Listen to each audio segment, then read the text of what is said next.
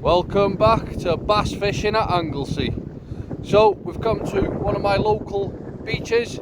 It's blowing a massive southwest wind. We're on a flat beach. The wind is blowing left to right, causing a little bit of movement in the water, not too much, but this beach is known for a lot of weed. It's a sandy, clean beach with a few features. What do I mean by a few features? I'm going to swing you around now and I'm going to show you what I mean. So as you can see, it's a flat, clean beach. Nothing but clean sand, hardly any gullies. But every here and there on the beach there is weedy, rocky patches just like this. I hope you can hear me well with the wind. But it's weedy patches like this. Mainly clean sand, clean sandy beach with the rocky outcrops here and there. Not much gullies, quite flat. I've got young Tom, my son, up there, he's setting up, and to your left and Tom's right we've got Teresa setting up. I'm going to set up just to Tom's right, and then what we've done, we've chosen a spot on the beach. We've got the clean sand, and in between the clean sand we got, as I was showing you just there, rocky outcrops with bits of weed, and there's a space in here of about 100 yards. We're going to fish in between that spacing. Hopes are for some bass, some nice silver bars. Who knows what else could turn up.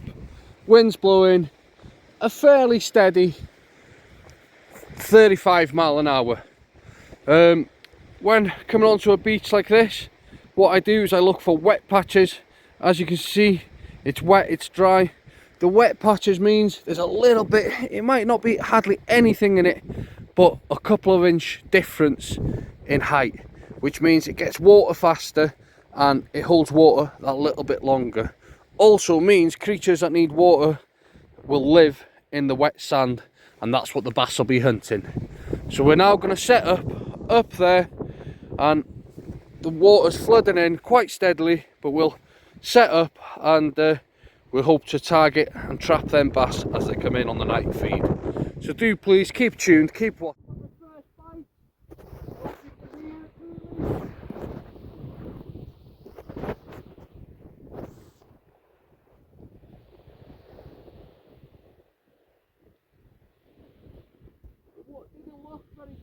Like a big bass bite, it's definitely a bite, and it's definitely some fish in there. Oh, what is it going to be tonight? Oh, is it a bass?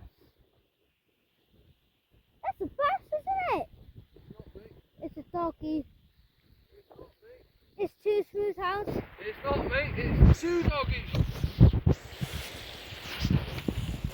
That is the trouble this time of year, guys. Doggies can be a pain in the neck.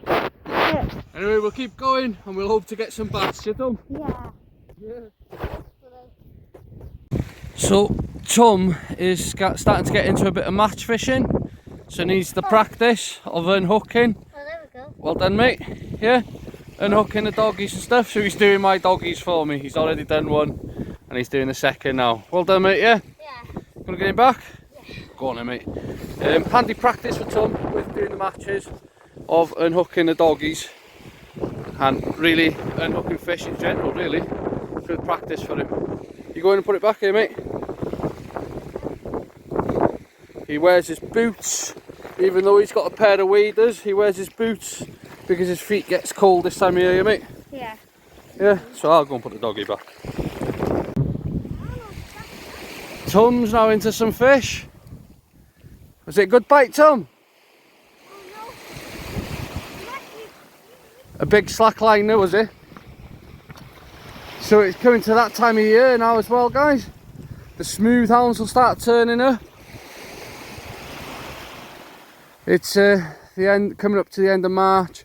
Usually mid-April, on the big tides, mid-April, you start seeing them. Feels like good fish, Tom. But we could come across an early hound. I don't think we will. It's still a bitter cold, but you never know. You might get that early hound turn up. Obviously we're targeting the bass tonight. Tom looks like he's got something with a bit of weight on there. What he's done right on the low water is he casted it out and he's walked back most probably 100 yards with the tide, because it floods really fast here and really shallow. So he said that he was going to walk back with it to leave his bait out as far as he possibly could. And obviously he's got something on. What have you got, mate? Tired yet? You are? It's a what, mate? Doggy. You think it's a doggy? You can see it? Let's have a walk down. Oh, Tom, is a doggy in a massive pile of weed. Look at that. This isn't a very good bass video, is it? Let's hope them bass turn up now with the tide coming a bit further up the beach. Doggy, mate, yeah. Doggy power. The weed makes it heavy too. The weed makes it heavy too, mate, yeah. On? Huh? Tom just had a massive slack liner again there now. You on? It's a good fish. Take your time then, take your time, take your time. It's a good fish, that. Take your time. I didn't even catch it first. You don't need to cast far, I've told you this. A million times, you don't need to cast far. What have you got? Ah, Tom. Another one. Another doggy, Tom. Better than anything. It's better than nothing, not anything. Well done, mate. Fish on, Trees? You think so? You better have now after making me run all the way down the beach. Will it be the first bass of the night? Will it be a bass? Is there even a fish on there? So guys, it's my sister Teresa. You will have seen her in some of my earlier videos. Just getting into fishing. If it is, it's tiny. Oh, there's definitely a fish. There's definitely a fish, and it is the first bass of the session. Well, we can now call it a bass fishing video. Teresa, well done. We'll get a proper picture with you now. 2 seconds. Well, there we are, guys. My sister there with a bass. I think that smile says it all. Happy, Trees? Yeah, right there. Yeah? Yeah. Not the best conditions tonight. The sea's actually flattened off, but it's got plenty of colour in it. And there we are. Teresa with a nice schooly bass. Only a little one. You going to put it back, mate? Yeah. Yeah? Oh. Go on then. Don't go too deep now. You're at the end of them pebbles. It'll just drop off. Don't get. Go on. Put it back. There you go. Hey. Nice one. Well done, mate. Happy? Yeah. And the only bass, Tom. Let's move on to the bigger one now, you Tom. Well done. Alright. Popular bass bait, smooth hound bait. I see some people baiting it up, and I think I could show them a little bit better. This one's already, it's a frozen one, so it's already been deshelled and de-peeled, so all the shells come off it and it's been peeled with a peeler. So now what I'm going to do is cut it in half. Fishing on a size 2.0, I think this is actually a 2-ounce Kuma mantis, and I'm going to fish most probably half a crab on this. So I'm going to go in here, out through the side of the leg socket, back in, so basically just threading it up the line as I go, up the hook, sorry, as I go. As you can notice, I've left my tag end of the line quite long. I'll explain why now. There's many ways to bait up with the crab, but this is one. Baiting elastic or baiting cotton, your preferred chosen words, it's up to you, around the crab. Now that tag end, bring it back down onto the crab and a bit more cotton. I'm actually going to use the whole crab, so there is half of the crab on the hook, which is perfect bait, but I'm going to go that little bit bigger.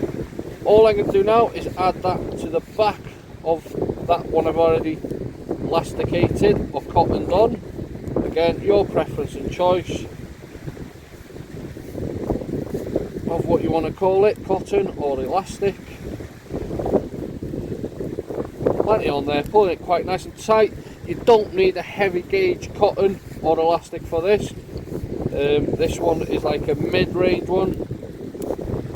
Because the crab's quite a soft bait, and there you are, perfect hooked crab bait. Ready, and hopefully for some bass action. The juice is coming out of that, absolutely perfect. Right, so at the moment I've got a 3-hook flapper on there with 3-hook flapper with 3 ragworm.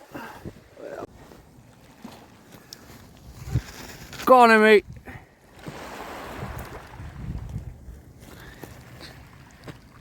Well done. Happy? Yeah.